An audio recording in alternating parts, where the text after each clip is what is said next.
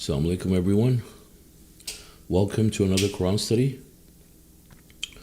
God willing, today we'll be reading from Surah 24, verse 33.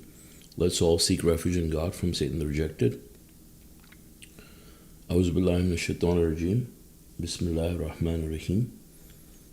Those who cannot afford to get married shall maintain morality until God provides for them from His grace. Those among your servants who wish to be freed in order to marry, you shall grant them their wish once you realize that they're honest, and give them from God's money that He has bestowed upon you. You shall not force your girls to commit prostitution, seeking the materials of this world, if they wish to be chaste. If anyone forces them, then God, seeing that they're forced, is forgiver, merciful.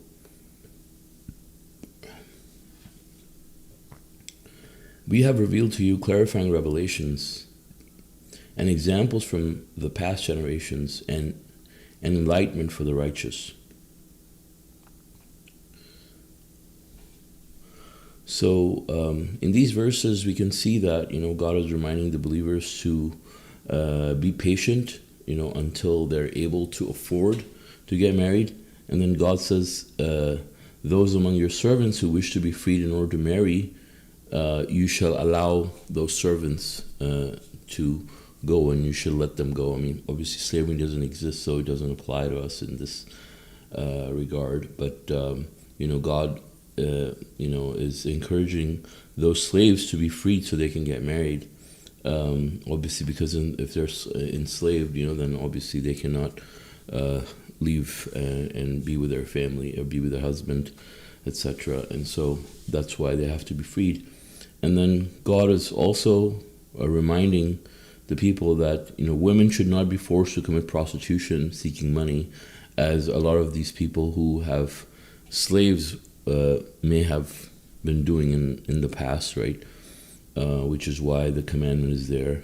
And God says if they wish to be chaste, and God also understanding that someone could be in a situation where they could be forced to commit prostitution. We know a lot of girls in this world, they're kidnapped and trafficked in different parts of the world away from their families against their will by force to commit prostitution and make money for other people.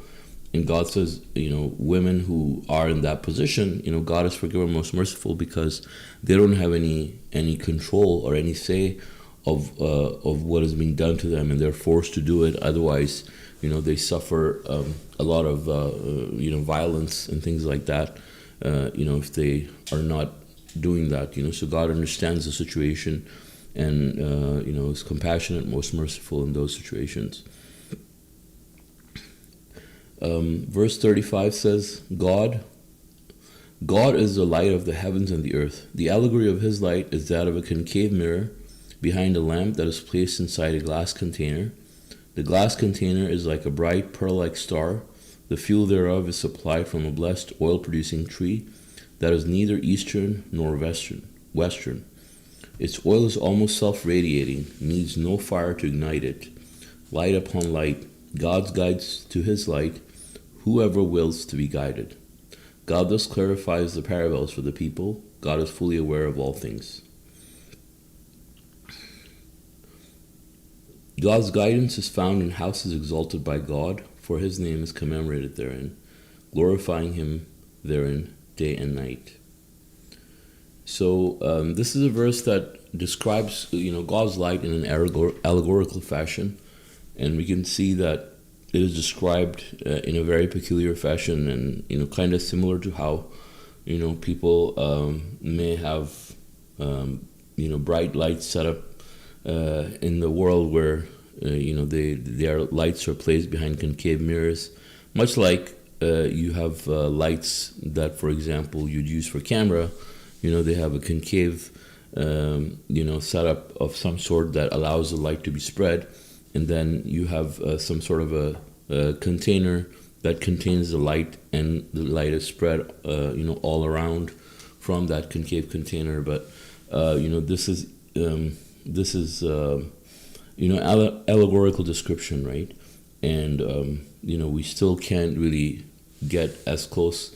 To it.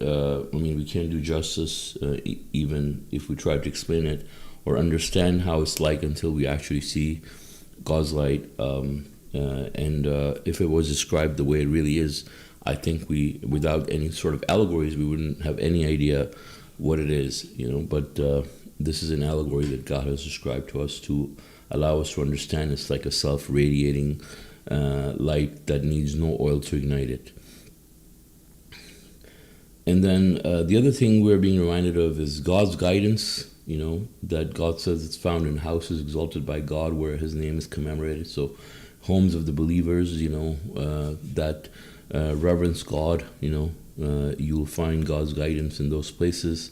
And it could also be referring to mosques in the world, where God's guidance is also found, as we can see. The verse after that is referring to God's mosques, and a lot of these mosques could be, at regular, establishments outside, or it could be even inside people's homes, as we know from the example of Moses, that the people were told to turn their homes into mosques. To synagogues, right? It says, those who frequent the masjid, people who are not distracted by business or trade from commemorating God, they observe the contact prayers, salat, and they give the obligatory charity, zakat, and they are conscious of the day when the minds and the eyes will be horrified.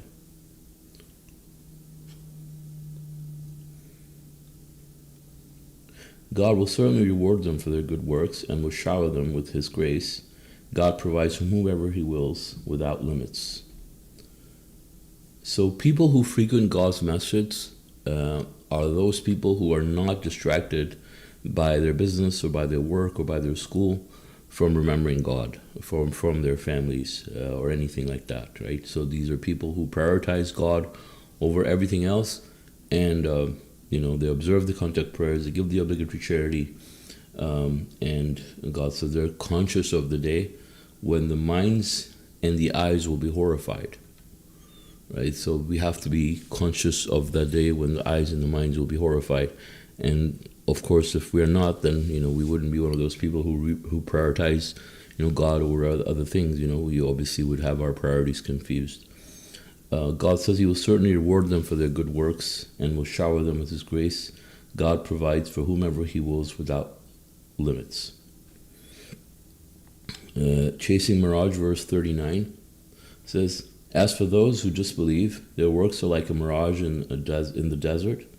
A thirsty person thinks that it is water, but when he reaches it, he finds that it is nothing, and he finds God there instead, to requite him fully for his works. God is the most sufficient reckoner. So, pretty, and then it says, in exile from God, total darkness. Another allegory is that of being in total darkness in the midst of a violent ocean with waves upon waves. In addition to thick fog, darkness upon darkness, if he looked at his own hand, he could barely see it. Whomever God deprives of light will have no light.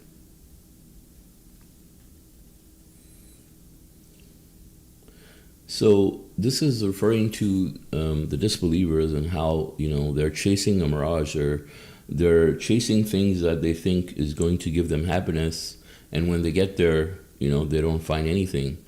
Right? Like, let's say, people who think that if they get a lot of money or if they get certain other things in life that they think that are going to make them happy, and then they find themselves going there, struggling to get there.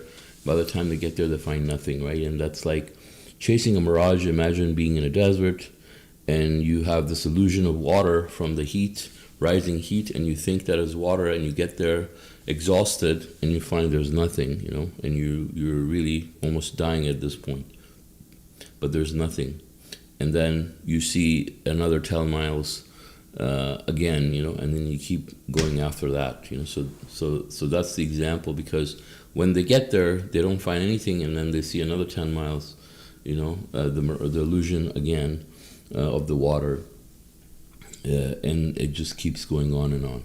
And then the allegory that is mentioned here is about the darkness, about the people who are exiled from God, people who cannot find any light, people who cannot find, any hope of little guidance. They're so closed out because they're in exile from God. So God's light, as we've read about, right? So these people are deprived of God's light. God's light gives them guidance. God's light allows them to be able to distinguish between good and bad, distinguish between the believers and the hypocrites. It allows them to grasp the Quran. It allows them to apply it to their lives. It allows them to, basically see, with the light of the faith, everything around them and how to navigate through life, right? So it's more important than our regular eyesight, right? But this light that comes from God is not given to the disbelievers, and they're in complete darkness. And if you're to visualize that, we have this allegory of someone who is in the middle of an ocean in the midst of a violent storm. So you're in the middle of the ocean, first of all. There's no light around you from anywhere else, right? But then, if there's no light from people or civilization around you, you could also, one way that you could possibly get light is, like, say, from the moon or from the stars and things like that. And it's a violent storm, right? It's a very cloudy, dark day, so you're not going to see anything, right? You're not going to be able to see anything whatsoever, and you could barely even see your hand. If you try to stick it out, like, you can't see at all. And this is the example of exile from God, so total darkness, as it says in the subtitle. And God says, whomever God deprives of light will have no light, right? And someone who's deprived from this light by God, you can do anything possible to try to guide them, but, God is not going to guide them because they are divinely prevented from seeing anything. It's like a real blind person, someone who's physically blind. You try to, bring all the lights in the world and try to, put it in front of his face. He's not going to be able to see a thing because, he doesn't have any eyesight. And it's the same thing. These people have been cut off by God, divinely prevented from seeing the light. God says a barrier separates them. And so they're not able to see anything, Verse 41 says, do you not realize that everyone in the heavens and the earth glorifies God, even the birds as a fly in a column? Each knows its prayer and its glorification. God is fully aware of everything they do. To God belongs the sovereignty of the heavens and the earth, and to God is the final destiny. Do you not realize that God drives the clouds, then gathers them together, then piles them on each other? Then you see the rain coming out of them. He sends down from the sky loads of snow to cover whomever he wills, while diverting it from whomever he wills. The brightness of the snow almost blinds the eyes. God controls the night and day. This should be a lesson for those who possess eyes.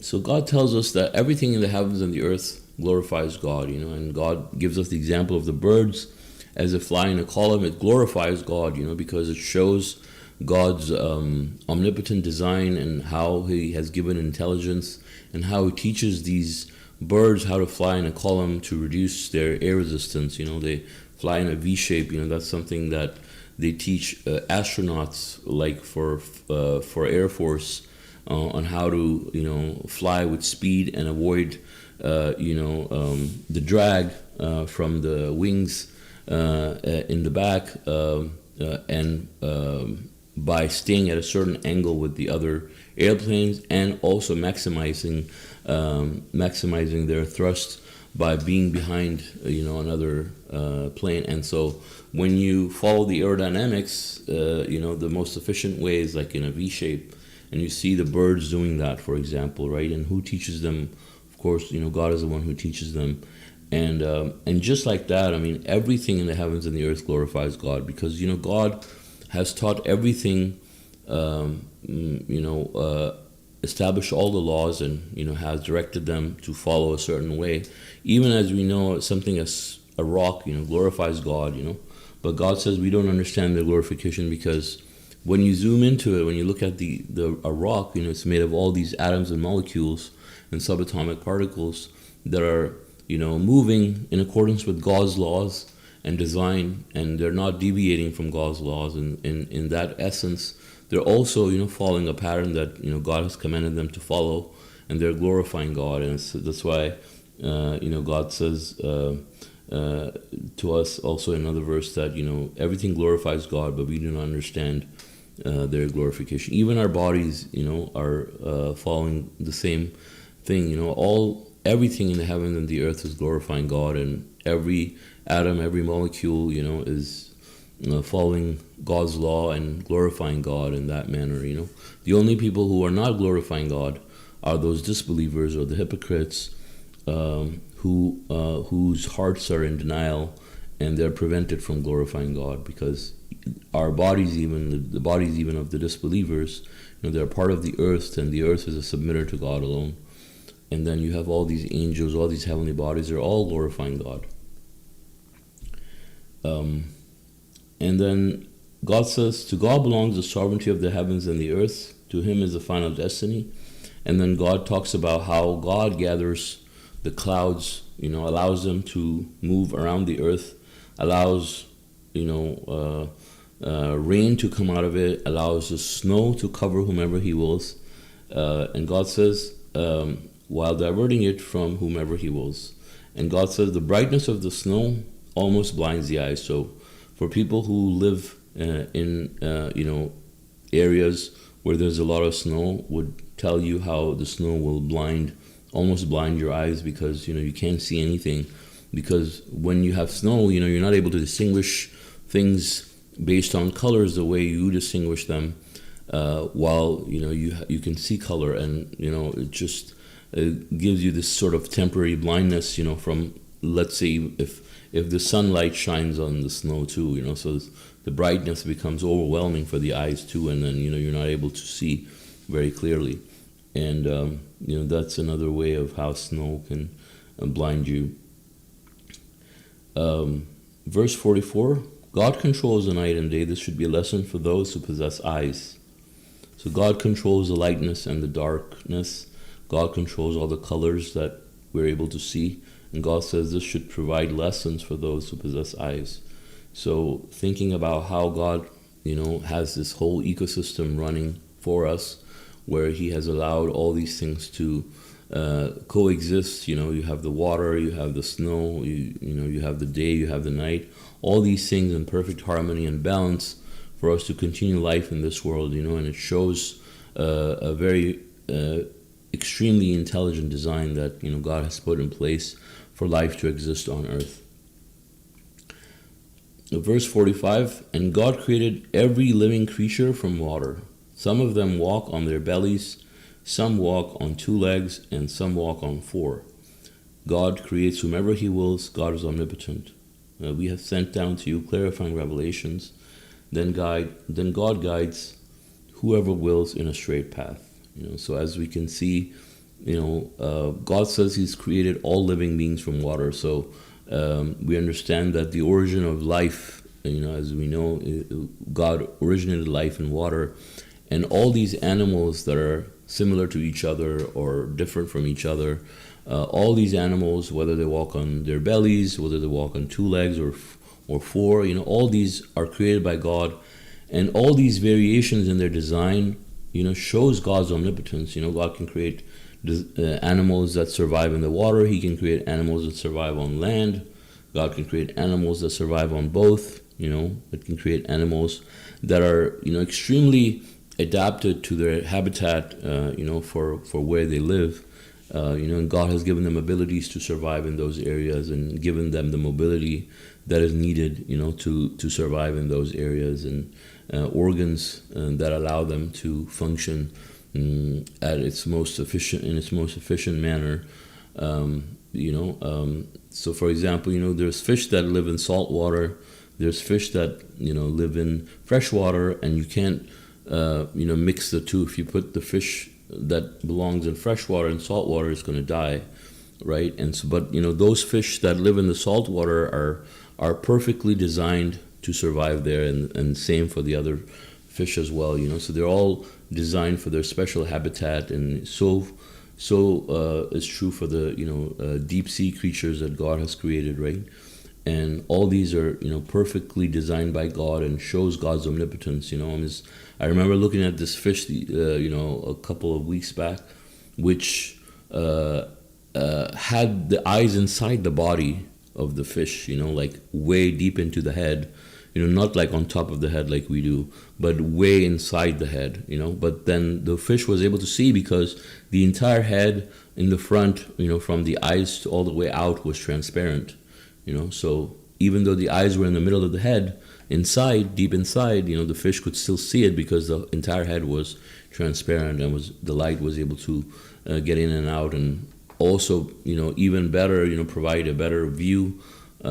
Because all the all the food that it was hunting for, the creatures were always going to be above it, because it was at the bottom, and so it, gave it a full view. Like the fish wouldn't have to like go and look up, all the time to find its prey. It was like the lens was fixed up for it to even find its prey. So God has made life so perfect and customize it, to the for the best survival of each one of these species. And all of that shows God's omnipotence, that God can create all of these things, and He can create whatever He wants. Verse 47, God sends instructions through His messenger. They say we believe in God and in the messenger, and we obey, but some of them slide back afterwards. These are not believers. When they're invited to God and His messenger to judge among them, some of them get upset. However, if the judgment is in their favor, they readily accept it. Is there a disease in their hearts? Are they doubtful? Are they afraid that God and His messenger may treat them unfairly? In fact, it is they who are unjust.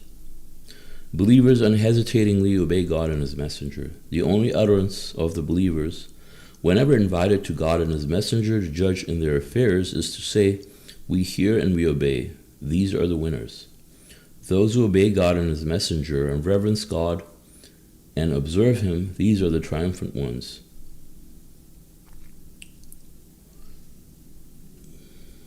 So, the subtitle says, God sends instructions through His messenger. So this is important because, a lot of people say that they believe in the messengers, but then when the messenger is providing them some instructions, then they have a problem believing the messenger. And, this is true, as we can see, with all messengers, and certainly true with the messenger of the covenant that God sent for us. And we see, so many people who, say that they believe, like it says, they say we believe in God and His messenger and we obey. So they say we believe in Rashad, and they say, yeah, we understand. They say we follow. But when they're invited to God and His messenger to judge in their affairs, some of them get upset, right? So but if the judgment is in their favor, they will accept it, so they pick and choose what they want to follow. If the thing is in their favor, whatever it is being told to them, they want to do it, but if it's not in their favor, then they don't care, right? Because they only go by their own logic, they don't understand that God says that, anyone who obeys God and His messenger, they're going to be the winners in this life, right? So if people truly understood this, they would follow everything the messenger has given them, right? All the instructions that are coming from the messenger, from God, right? And then they would follow everything, right? But they pick and choose, right? They'll follow whatever part they want, and then, whatever part they have trouble understanding or accepting, if it's not in their favor, like let's say, someone may have difficulty accepting the fact that God forgives people over the below the age of 40 if they die, and let's say they're really mean people, and they can't get over the fact that these people can pass, and they just want these people to suffer, because they're mean. So they choose not to accept, but if it's something that lets to give them monetary benefits, right away, they're like, yeah, a messenger said this, and it's like no big deal. And we see that in a lot of things, like people will say they believe in the messenger of the covenant, but then they don't want to follow anything that's in the audios or the videos. They equate them to hadith and sunnah, and we have many people, unfortunately, that have proven to do that. Have been proven to do that, and so when things are in their favor, they accept. For example, people who want to get insurance because they don't trust in God, right? If the messenger is shown to them talking about insurance, they will not accept it, But if you show them other things about where they don't have an issue, they'll accept it. And so God says, is there a disease in their hearts, right? Hypocrisy is a disease. And then God says, are they doubtful? They're full of doubt, basically. Because they're afraid that God and His messenger may treat them unfairly. So they're afraid that God will treat them unfairly, right? For example, God tells us about not taking intoxicants. God tells us not to get involved in gambling, right? Insurance is gambling. And so intoxicants are wrong. So there are people that believe in intoxicants, and they believe in gambling, and they call themselves submitters, and they have trouble accepting the messenger's instructions on not to get involved in these things, right? And they call themselves submitters. Imagine how would you, if someone told you that there are people who say they're believers and they're believe in intoxicants and they believe in gambling, even though God says those are abominations of the devil, right? And I think people say that these things can help you in some way. Insurance can help you when you get into a disaster, and they think that intoxicants can help you bring happiness in your life, right? Which is something that you'd never think that you'd ever hear any submitter say. But God says there are people like that in this world, right? And we see that in the Quran, and we see them in real life. And we don't believe until we actually see them and hear them with our own eyes and ears, Anyways, God, because they don't trust in God, and they think God will treat them unfairly. Like if they don't get insurance, they will be treated unfairly. They will be at loss. They don't trust in God, and they think that if they don't get intoxicants, they're not going to find happiness, right? So they don't have any trust in God. They don't have any trust in the messenger. But God says the believers, they unhesitatingly, right, obey. So there's one thing to obey, but just be hesitant, but the other thing is just readily obey, right? And God says that's a trait of the believers. A trait of the believers is that they unhesitatingly obey God and His messenger. They don't even have second thoughts, basically. And God says they say we hear and we obey, these are the winners. Those who obey God and His messenger and reverence God and observe Him are the triumphant ones, right? So if you want to be triumphant, you have to learn to obey God, right? And you have to accept the fact that, what is the role, you have to accept the role of a messenger, which is sent as a mouthpiece for you to obey God, right? So a messenger comes and tells you something from God. He's a messenger from God. So if you're following what the messenger is saying, you're just following God, right? But you say, no, I don't want to follow this guy because that's his personal opinion, right? Well, wait a minute. You said he was a messenger. So what happened to that, So we have to remember that always. And then God says in verse 38, God will certainly reward them for their good works and will shower them with His grace. God provides for whomever He wills without limits. Oops. Sorry, no. These are the triumphant ones. Sorry, I went to the wrong page. Verse 53 says, they swear by God solemnly that if you commanded them To mobilize, they would mobilize. Say, do not swear. Obedience is an obligation. God is fully cognizant of everything you do. Say, obey God and obey the messenger. If they refuse, then he is responsible for his obligations, and you're responsible for your obligations. If you obey him, you will be guided. The sole duty of the messenger is to deliver the message, right? So we read these verses earlier, and really saying the same thing, that the sole duty of the messenger is to deliver the message. And so people who will follow naturally, God says they will be the winners. And then if people refuse to follow the messenger, then the messenger is not responsible to force them to be guided. He is giving them all this wisdom from God, but then it's on the people that are not able to take advantage of that, and they're unappreciative of the fact that God has given them, all these words of, that can help them, all these explanations that can clarify things for them, right? So, but the message is there. The duty of the messenger is to deliver the message, right? The duty of the messenger is not to provide personal opinion, because God is the one who sends them as a messenger, and the instructions that are given to the messenger, including the messenger of the covenant, are there to help us. He's not there playing tricks with us, right? To give us more hadith, talk about hadith and then give us more hadith, and people are comparing his words and his teachings and his instructions as a messenger to hadith, right? So how does that help these people? They're just left completely confused and messed up by Satan. God's promise, kings and queens on earth, verse 55. God promises those among you who believe and lead a righteous life that he will make them sovereigns on earth. And as he did for those before them, and will establish for them the religion he has chosen for them, and will substitute peace and security for them in place of fear. All this because they worship me alone. They never set up any idols beside me. Those who disbelieve after this are truly wicked. Formula for success. You shall observe the contact prayer salat, and give the obligatory charity zakat, and obey the messenger, that you may attain mercy. Do not think that those who disbelieve will ever get away with it. Their final abode is hell, with a miserable destiny. So, these are heavily loaded verses, and, God's promise is mentioned in verse 55, as it says, kings and queens on earth.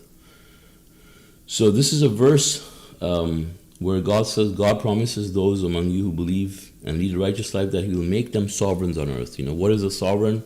Someone who is not, dependent on anyone else, who's completely independent, like a king or a queen, right?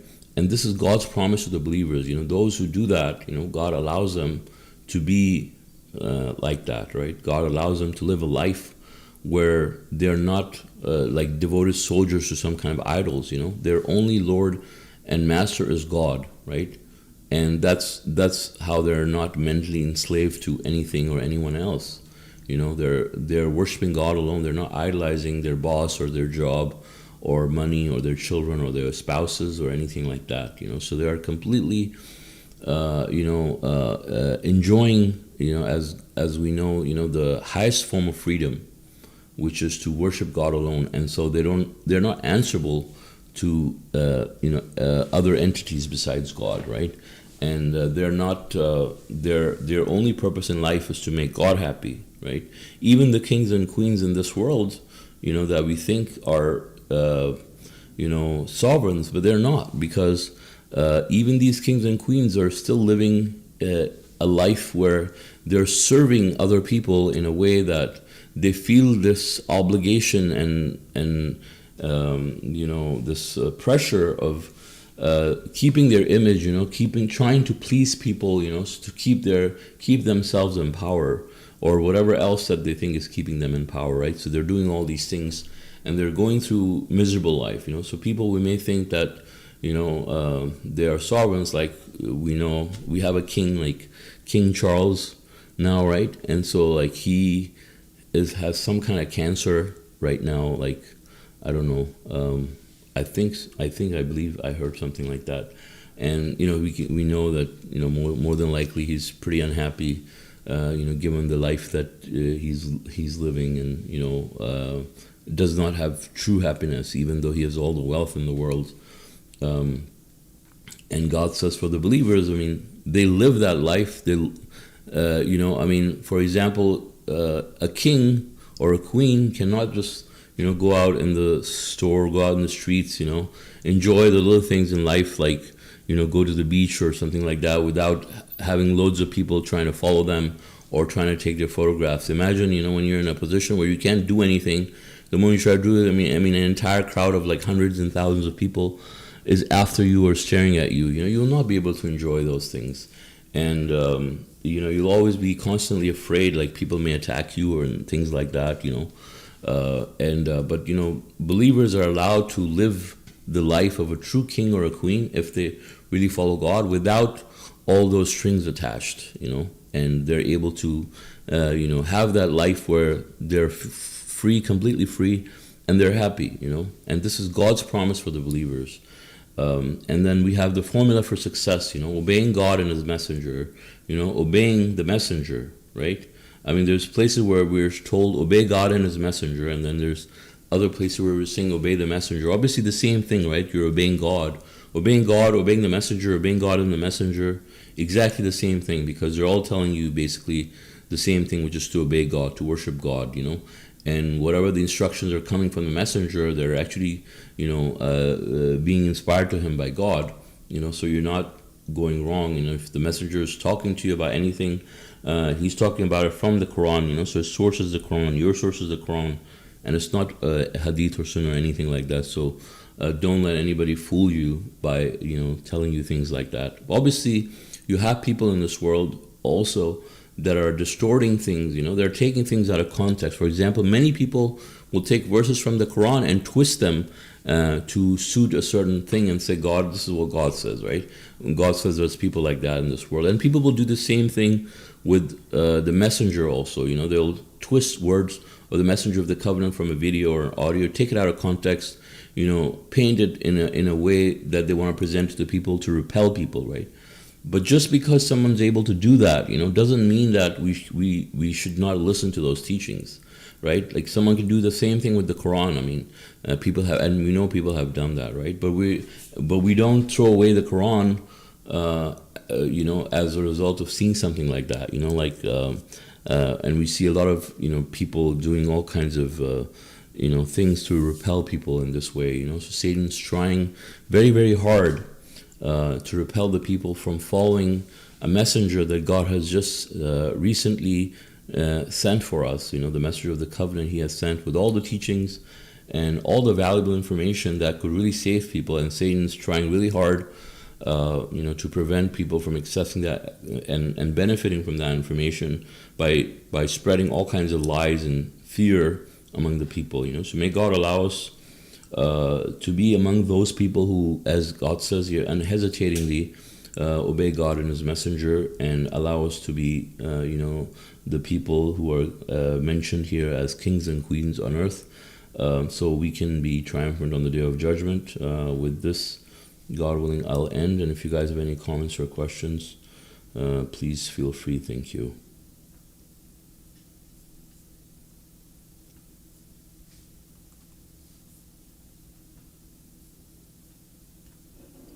MashaAllah. Thank you. MashaAllah, wonderful Quran study, brother. Thank you. Thank you, MashaAllah.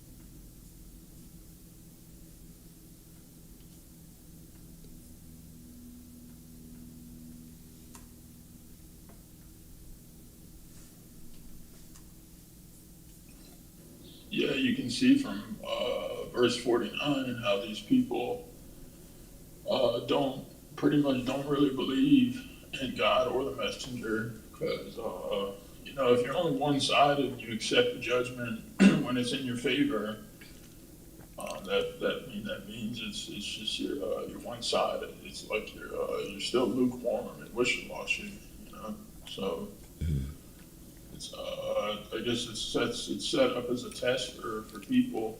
I mean everybody, because I mean just like in this life is if you did something wrong or you have to do something and something's not in your favor, you shouldn't. I mean, naturally, if you're a good person, you're gonna accept the judgment for whatever you did, or even if it's not something you did, if it's just something you have to do for whatever reason, you're gonna readily accept it because it's the best in the end. But we can see that there's people that compromise or they make up stuff, tell themselves these things because they and as the title says, they don't want to follow the instructions sent to God's messenger because it's easier for them not to do that in the worldly sense. So That's right.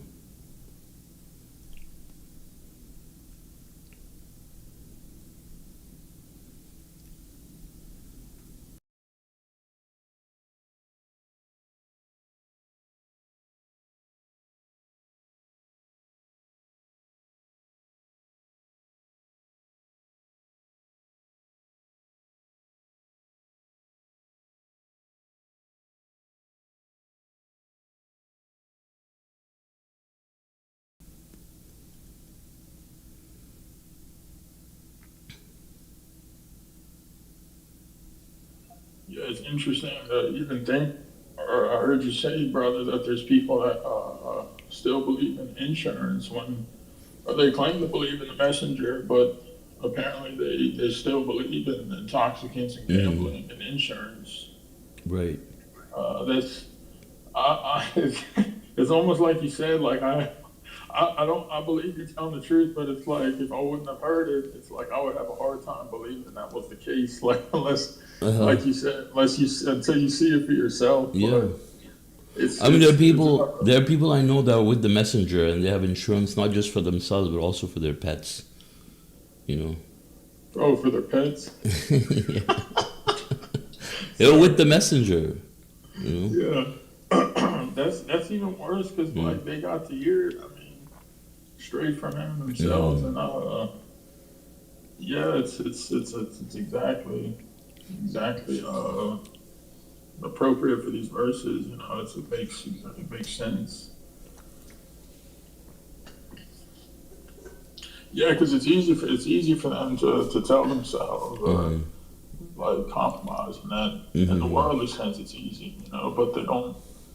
It's just temporary satisfaction or whatever. They think they're shows a lack of belief too that God is running everything, and so they feel they don't trust God, like you said, and they think they need to trust in some insurance company to get them out of a bind. Which I mean, the insurance companies, I don't know if they realize they're some of the most untrustworthy people. I mean, they won't even when it's time to pay, they don't like paying. So yeah, it's good examples. I didn't know about that.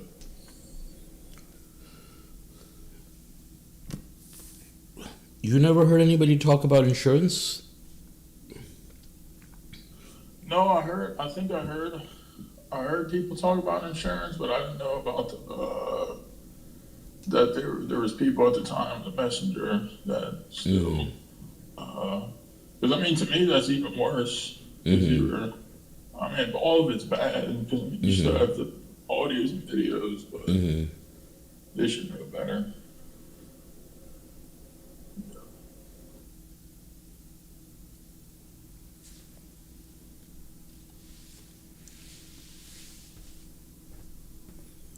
Yeah, I mean, there's an entire group of people, entire communities that believe in that. And they think that the messenger only talked about life insurance. Life insurance is the one that Life insurance is the one that nobody wants to buy. You know, even the disbelievers, because it's the hardest thing. Because people don't see the value in it, because by the time they cash it out, they're already dead. They don't care about the people after them; they care about themselves. So it's very hard, like for an insurance person, if you see like which is the hardest insurance to sell, it's the life insurance, because nobody wants that, and that's why it's so cheap. So they say the messengers said don't buy life insurance because they don't care about that. I mean, there was all types of different insurances. Yeah, he said there's no compromise.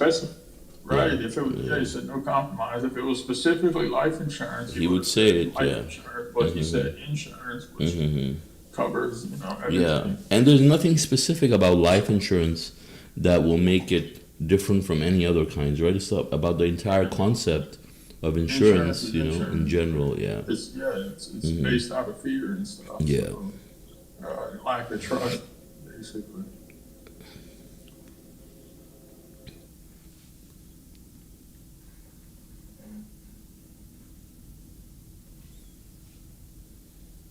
Yeah, I mean, it even ties into the following verses too, to me, because it's like, even if you're new to submission or something, or you're at the time the messenger, or even not at the time, in today's time, if you hear that, and I mean, you've been grown up in a society that, everybody has insurance, et cetera, get this, get that. And you hear something like that, the believer's going to say, we hear and we obey. Even though like probably their companion is telling them not to or something, they're not going to listen to that, because they're going to realize, like, if you actually believe he's God's messenger, I mean, you're not going to want to disobey whatever he's telling you to do, even if you don't understand it at the time. But I mean, that's just I guess these people don't do that because they don't. I don't know why. I guess maybe they don't actually believe he's a messenger or something, or they're just they're hypocrites. They have to be.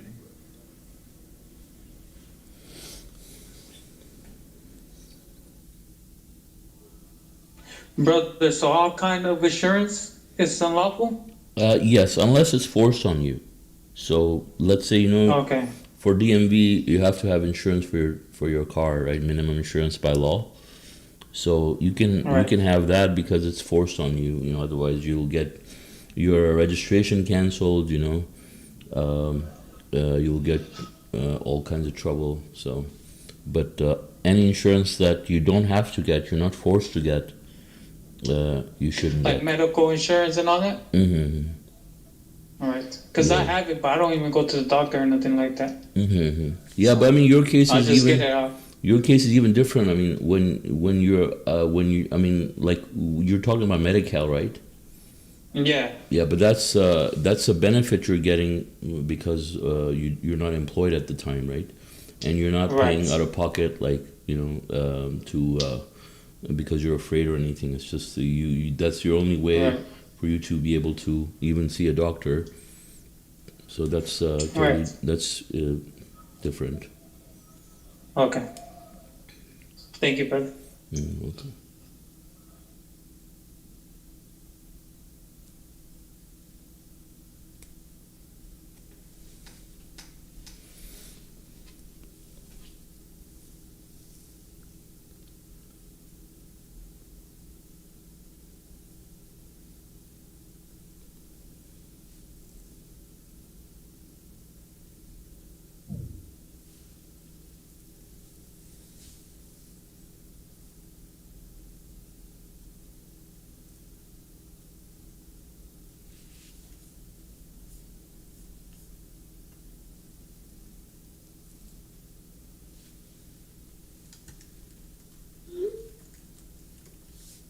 All right. Anyone has any other comments or questions?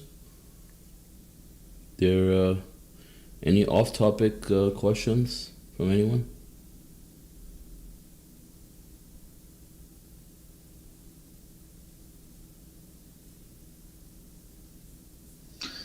Brother, you guys in my name? Does this say Rafael Vega High? It says Rafael Vega High.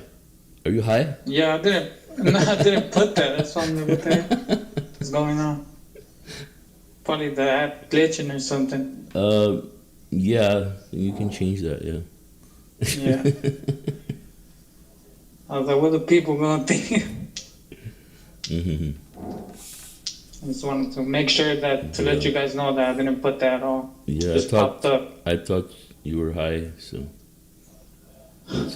Yeah, I Thanks for didn't notice clarifying. that. See the name. I know. I was like, what the heck? Mashallah. Sorry. Yeah, we're high on God, you know. That's it. So, Mashallah. mashallah. Yeah,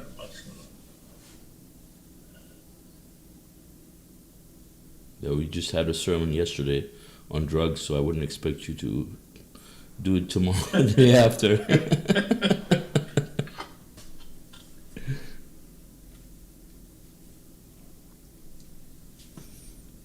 Brother, I got a comment in the verse about when they're talking about how he's in the desert and he goes to look for water and he finds nobody but God. Mhm. Can you like say that it's also like, you know, how people go through and they're in religion and they're Christians and they're Mohammeds and stuff like that, and then in the end they realize that the truth is only God alone, that type of way? Mm-hmm. Yeah, I mean, on the day of judgment, that's what they're gonna see, right? Right. Yeah. Inshallah.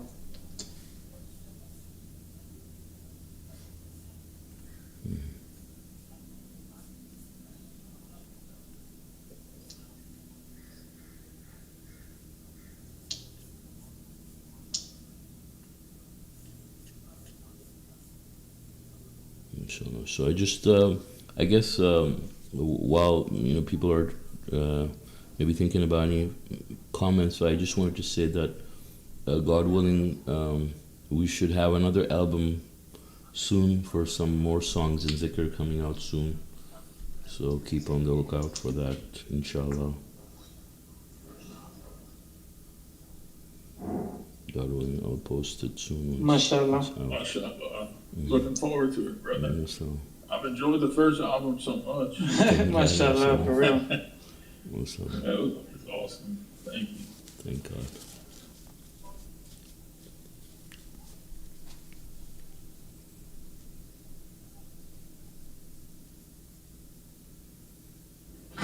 Yes, verse 56. We see the formula for success. It's interesting because you have like a lot of people today. All types of different books and authors, right? That have their own formulas, like their man-made formulas for success. Which I understand. It's like I'm not really talking about like a business formula or something. Like I'm talking about like the people that these life coaches, etc. and stuff. But I've known people that have bought a lot of these books of friends and family and other people, and none of it ever really works. Because they're after happiness and these things, and they sell these books with all this feel good words and stuff. But at the end of the day, it's just a repeat cycle of buying more and more of these books, right? But it's like you have this book from the Creator, from the Lord of the heavens and the earth. And it's mathematically coded, so what you're seeing right in front of you, formula for success, this is like the formula that supersedes off other quote-unquote formulas, So I think, too, that's like where the miracle, it really is amazing because it lets people know, even submitters, it reaffirms just more and more what they're seeing is the actual genuine and true formula for success that's sent to us by God. Because who would know better than God, the one who created everything and created all these things and everything that we see and touch and feel? Who would know better than his than the formula he tells us, right?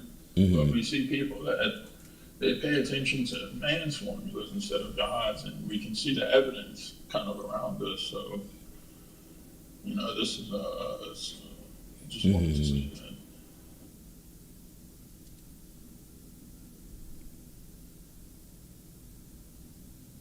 Oh, and I didn't mention it so it's you shall observe the contact prayer salah and give the obligatory charity. and obey the messenger that you meditate mercy. Mm-hmm. I think I just talked about the title. I didn't read the verse. Mm-hmm. That's the verse. Yeah, I think you mentioned the personal development, all these books, you know, like they had a bunch of so much nonsense. I think like one of them that comes to my mind is, you know, Think and Grow Rich, you know. Yeah. Yeah, like I know people who bought these books. I mean, even like Mm-hmm. you know, friends and stuff. It's Yeah. and I mean, it's funny because it's like in these, you know, these people, they have like 20 of these books, right? Mm-hmm. I mean, I bought a few of these like in college, but Mm-hmm. it was all, none of it even worked, and I read through like a few pages and just Yeah. got bored. But yeah, man, it's just a money-making thing with these people. Yeah, attract money, you know, like thinking about it. Like they have all these stupid techniques, you know. Yeah, idolize. they try to like, It's idol worship. They try to tie it into like, yeah, exactly. They try to tie it into quantum physics when it has nothing to do with that. It's just this. It's already been disproven. Like this, what they call the secret and all that. Like a lot of these people, believe it or not, years later they had people committing suicide. Like these people that wrote these books and stuff, and these people end up going to prison because of fraud and stuff. So it's but I mean, you show people that and they still don't want to believe it. They're like, oh no, he or she was a nice guy. Yes, subhanAllah. I mean, we have a straightforward commandments by God in the Quran. You know, if you want to be successful, I think like yesterday's sermon reminds me of also, right? Because it's the same thing, you know, formula for success as an individual or, you know, even as a nation, you know, to follow God's laws. You know, if you want to be successful in life, if you want to be happy, you know, success means nothing if you're not happy, right? The idea is, you know, to find happiness in this world and the hereafter, and that is a true success. You know, that is our eternal life. You know, I mean, you can have all the wealth in the world, but if your soul is not at peace and you're not feeling happy in life, you know, then all of that is meaningless. And God gives us very straightforward ways and roadmap, you know, to achieve that, which is just, you know, close your eyes and, you know, unhesitatingly, as it says, you know, follow, right? You don't have to. God has taken all the guesswork and all of the struggle out of it by giving you everything you need to do. You know, all you have to do is just do it. You know, and God says, you know, everything will follow. Success will follow. Wealth will follow. Peace, happiness. You know, anything you want. You know, God will give you. All your needs will be met. Obviously, you will be tested, but you know, once you pass your test, you know, you'll have nothing that you will need to worry about. No problems whatsoever, as the messenger explains also, right? MashaAllah, like how you said, how God takes all the guesswork out, because that's just exactly true. Because it's laid out for us, you know. Because there's nothing more stressful than trying to figure out, like, how do I get happiness? And I mean, that's what people are still. The people that don't know are still trying to figure it out. And they won't ever find it. But subhanAllah, I mean, like you said, He takes the guesswork out for us. It's easy in that sense. Like, we know what to do. We just have to do it. And, you know, stay steadfast, you know. Sure.